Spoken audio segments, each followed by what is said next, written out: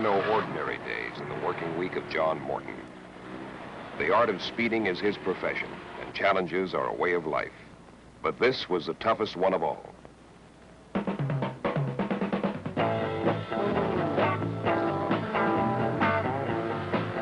Morton and the Datsun team were rookies in the Trans-American Challenge Series. This was a grueling 10-race, coast-to-coast dogfight. Manufacturer versus manufacturer, featuring the superstars of small sedan racing. Teams from Alfa Romeo, Fiat, Volvo, BMW, and Datsun fought for a title defended by Alfa Romeo.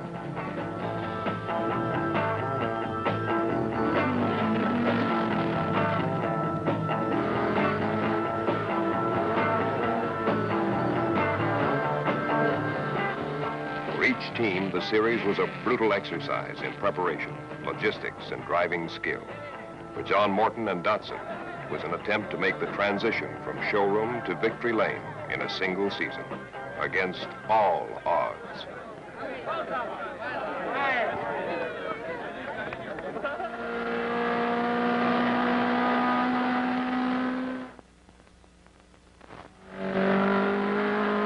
Against All Odds is brought to you by the Small Car Experts, over 900 Datsun dealers across the country who invite you to drive a Datsun, then decide.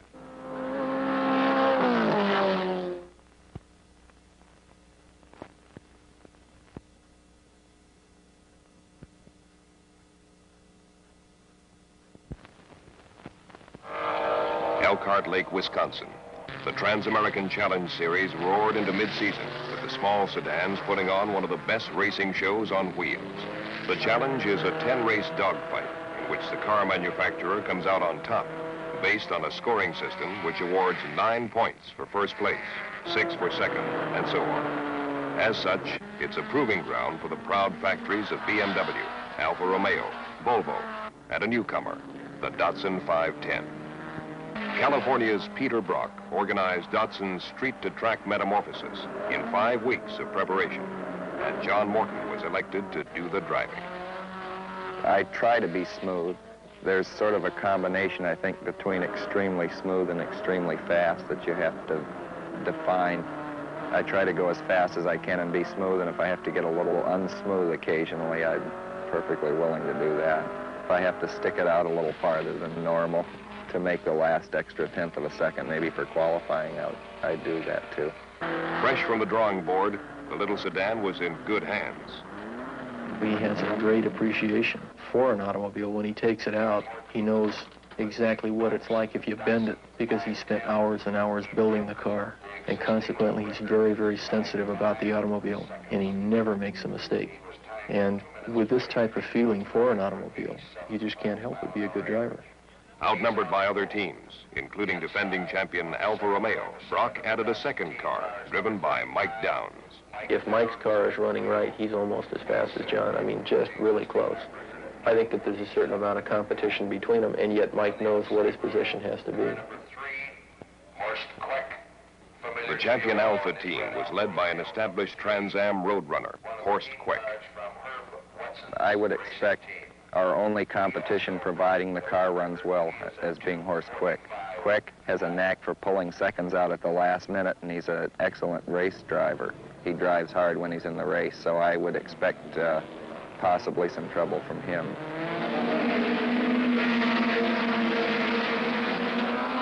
Datsun entered the struggle 2 races into the series and was far behind on points as the little sedans roared into the early laps at Elkhart.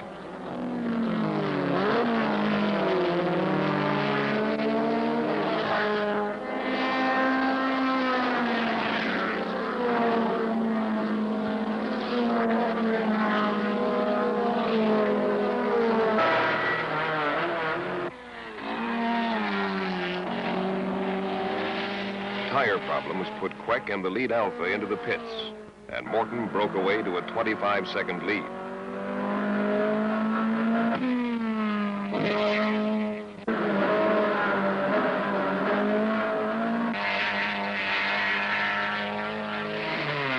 Running third, Downs was also forced into the pits with a shattered windscreen.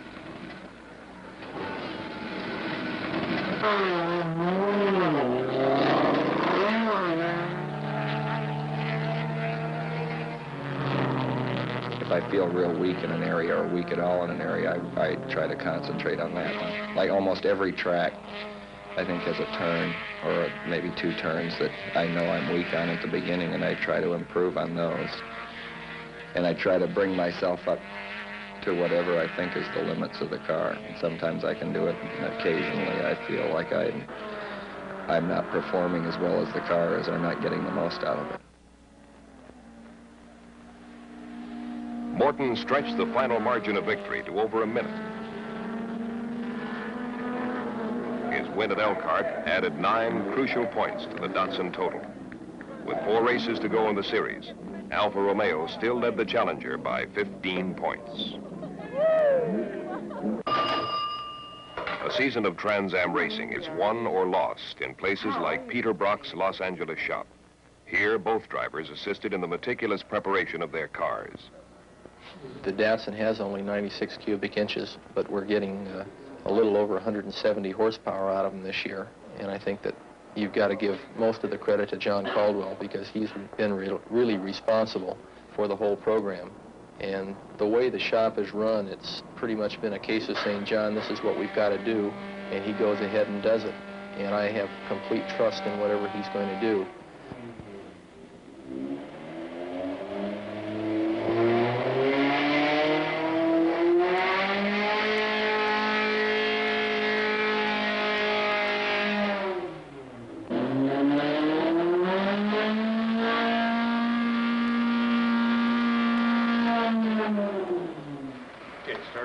This is the offstage aspect of professional racing, the hidden portion of the iceberg, where 95% of the winning is built into the ride. We find is that over a period of time, people begin to work well together, strictly because they have a lot of confidence in one another. And I think that having worked together as a crew now for almost 3 years, that there's no question when the car comes back in and the engine is pulled out by the crew and it goes into the engine shop, they don't worry about it. Nobody questions the ability of the engine to do the job. It's just a known quantity that you're going to plug into the automobile and it's going to work. I get a tremendous amount of satisfaction in going out on the track on race day, or especially in qualifying. And our cars have a particular sound. The way that Caldwell put those engines together, they really sing. They're just crisp. They run so clean. Being able to listen to the car all the way around the track and hear John shifts precisely at each point, at each corner, I think it's probably one of the most beautiful things I've ever heard.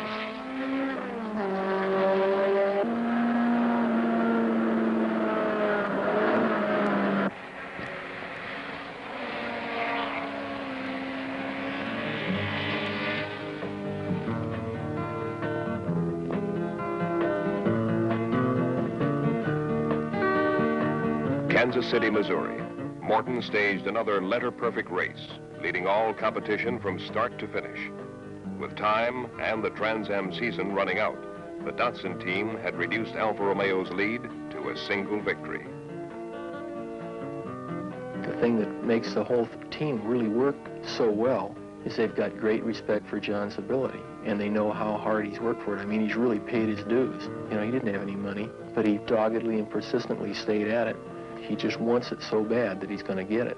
You know, there's 10,000 kids on the block that all want to be race drivers, but 9,999 of them, you know, there's some other diversion or something that takes them away. John is going to be a race driver. That's the real difference, because that's all he wants. I just wanted to drive. Every night after school, I just go around making a fool of myself. I had a 1954 Dodge 6-cylinder that I used to just drive the wheels off of, sneaking onto racetracks after the races were over and driving around as fast as I could till somebody threw me off. I thought I was going as fast as some of the race cars were going, but I'm sure I wasn't. I suppose anybody that's 16 who just got their license and wanted to be a race car driver would have to think he had special talents. And I always thought I had some talent for it, even at 16. And I had decided that I was going to do it. I was going to make an all-out effort, no matter what it took, for how long it took. And I've never really changed, never really thought of giving it up.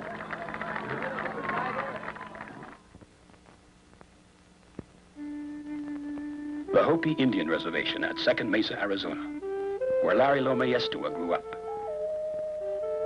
Big sky, sweeping vistas, and a heritage reaching back over 1,000 years. And to an unemployed young man like Larry, it was threatening to become a trap, a desert ghetto. But Larry found his way out of the trap. Datsun chose him as one of 15 Arizona Indians for an experimental training program. In a condensed version of the Datsun service course, they learned everything from tune-ups to transmissions. Then they were hired by Datsun dealerships near their homes. The point of all this is not what Datsun did for Larry. The point is that Datsun is more than just a company sending boatloads of cars to America. It's people, nearly 1,000 dealers taking their community responsibilities seriously. It's a lot of small car experts who know there's more to their job than small cars.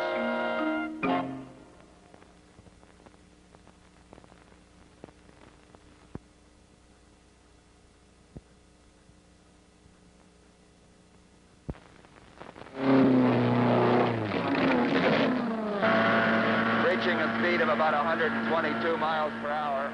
Watkins Glen, New York. The Trans-American Challenge enters the home stretch as John Morton sorts out the freshly resurfaced road course at the Glen. About a 110 mile an hour, 180 degree sweeper, accelerating out of the turn. Third gear, back in the fourth gear, in for the left-hander. Through the left-hander. Third gear, stay in third gear. Brake for the right-hander onto the pit straight. Accelerate through. Past the pits again. Past the pits, shifting into fourth gear. Approaching the tightest turn on the track, which is the last turn. It's a 90-degree, about 50 mile per hour turn. Second gear, accelerating out of it onto the pit straight again, or the start-finish straight. Up around the first turn, fast right-hander. Fourth gear, flat out, up over the hill. With Alfa Romeo leading the series, Datsun's backup car was increasingly important. Well, I think my basic responsibilities are at the start of the race is to keep the car together, keep at a competitive pace, keep the leaders in sight, most certainly, and if something at that point should happen to John's car, be able to assume the lead. There's just so many Alfa Romeos in this series that even if we win races, it's hard to make up enough points to win the championship by the end of the year. So the second car has to finish second in every race so that we can keep the Alphas more or less out of the high-scoring points.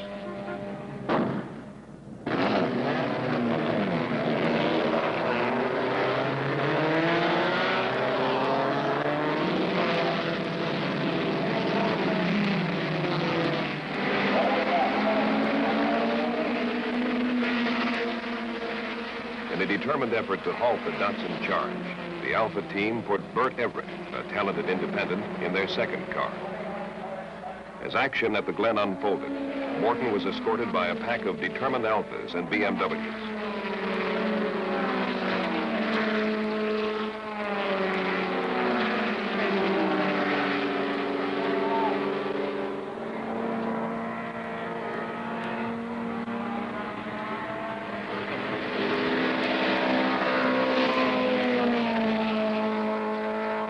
Hard-charging trio fought to control the race. Datsun's Mike Downs moved into fourth place. A dusty shunt involving Lee Midgley's Alfa pushed him deep into the standings.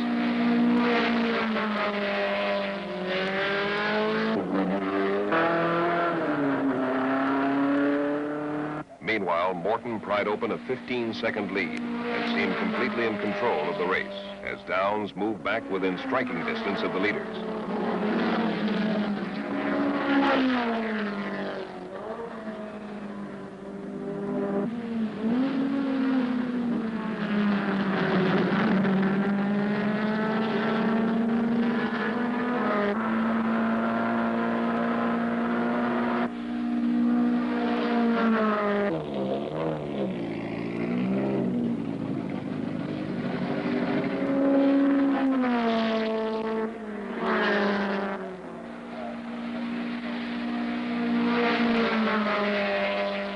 5 laps from a sure win, the impossible happened. Morton coasted off the course with a dead engine as Alfa Romeo's Horst Queck swept past to claim an easy victory.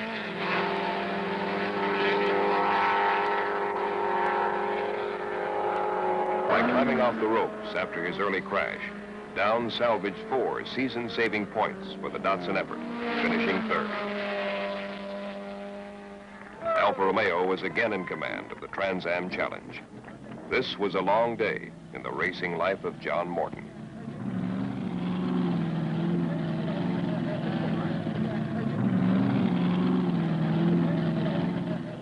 In order to win the series, Datsun had to sweep the final 2 races of the season, beginning with Riverside, California. There was no tomorrow. Even a 2nd place would give the Trans Am title to Alfa Romeo. As both teams played their final hands, strategy became tremendously important. No, we've got a couple of new wrinkles this time. We feel the competition's getting much stiffer all the time. The Alphas are going faster. So we've got a new 1800cc engine for Mike Downs' car, and this will be the first time that we tried this engine in the car.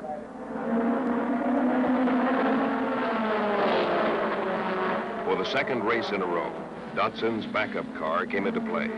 Mike Downs led Queck during the early going with a larger experimental engine powering his sedan. With Downs in front, the Challenger sandwiched Queck's lead Alfa as a wave of hopeful BMWs waited for something to give.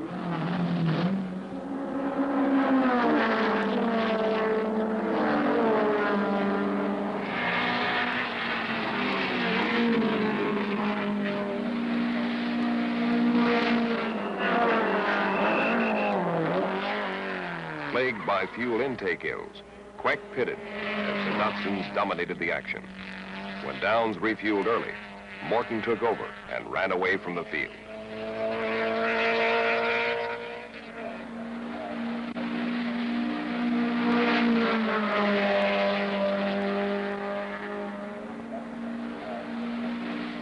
The season series would now be decided in one frenetic factory versus factory runoff.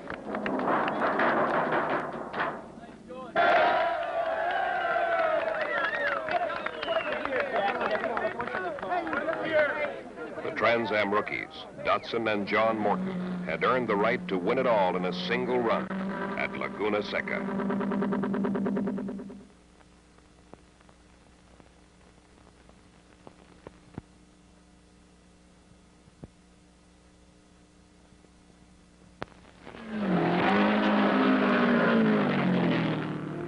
I think you start working on yourself maybe a week before a race. It builds up to a peak, I suppose, by race time. And sometimes I sit down and consciously think about a race or think about a track and try to figure it out, how I can do better on the given track. I don't have any given ritual. It just sort of comes to a head by the time the race is there. Single-mindedness, in other words, not letting your mind drift during the course of a longer race, is probably the hardest thing, at least for me, to develop. I don't get carried away 3/4 of the way through the race with a big lead about how neat it's going to be to win. But sometimes those things do cross your mind, and you just have to get rid of them in a hurry, because it only takes 1 or 2 seconds of the wrong kind of thought, and you blew something.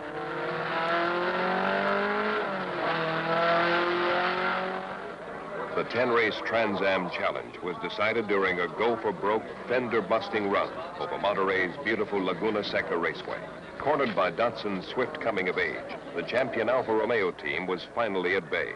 In a last-minute decision, the Alfa Romeo team decided they could go the distance without a fuel stop. This was a desperate piece of strategy that would gain 10 seconds or lose a championship. For the 9th consecutive race, Morton qualified for the pole position. Alfa's Horst Queck parked his ride a split second off the pace, and the scene was set. An entire season was on the line. Pluses and minuses will give you a game last time.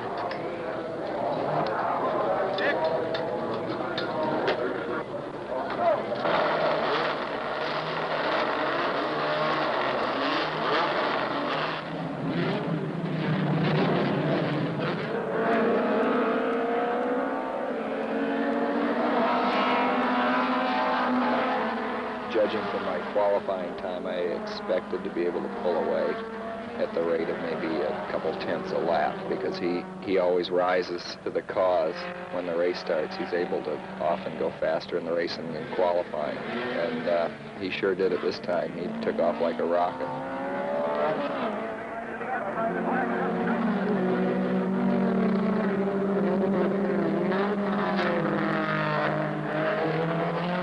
Minutes after the flag dropped, the season-long rivals thrashed away from Don Pike's third-place BMW and hooked up in a dice that seldom produced an advantage of more than 2 car lengths.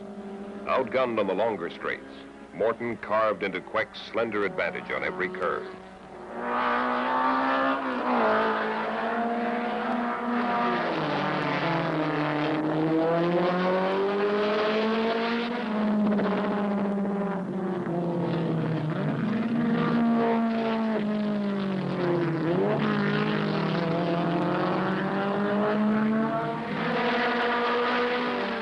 Running well under his qualifying time, Queck pushed his Alpha to the limit, and sometimes a little beyond.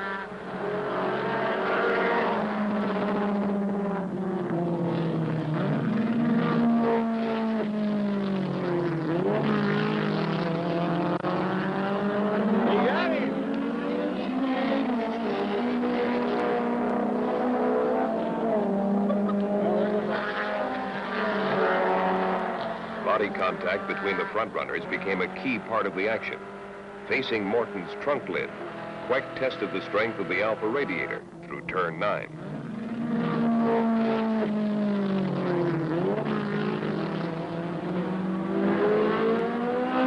I realized that if I did get in front of him, I could expect another shot. We raced once before like this, where we both hit each other. If I had hit him, he would have been as wary of me probably as I was of him. If the race had gone down to the last 3 laps and I was right behind him, who knows what would have happened. I don't know what would have happened as far as bumping goes, but I owed him a couple.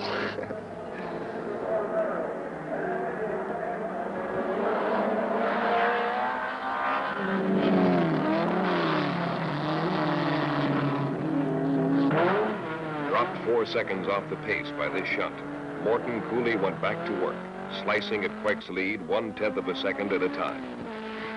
With the pressure on, the Datsun team expected Queck to run out of gas at any moment. Meanwhile, Morton added fuel right on schedule during a 9-second visit to the pits.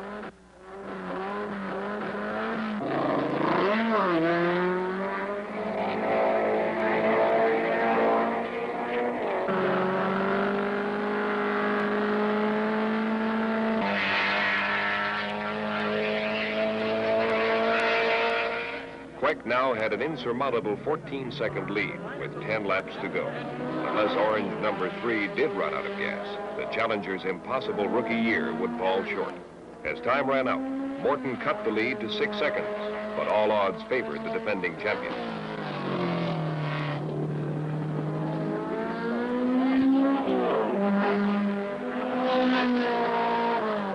It ain't over yet, baby. It ain't over yet. Moments after taking the checker, Queck's Alpha finally went dry.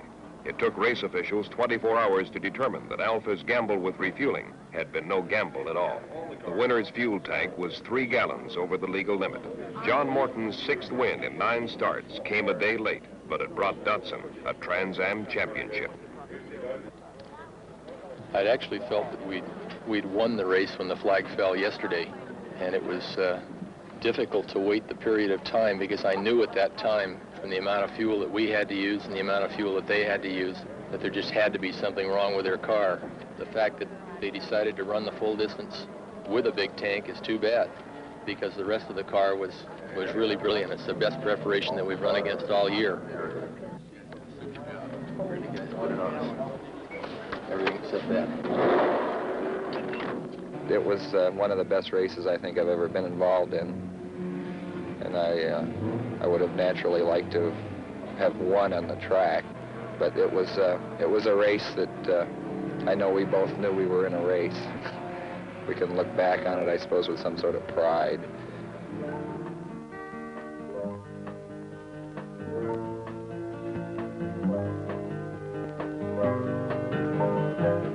All those faces in the crowd, they only see the winner. They haven't felt the broken dreams or lived the uphill climb. Plans made year by year are just the plans of children. Some years the cup is full, and some years it is dry.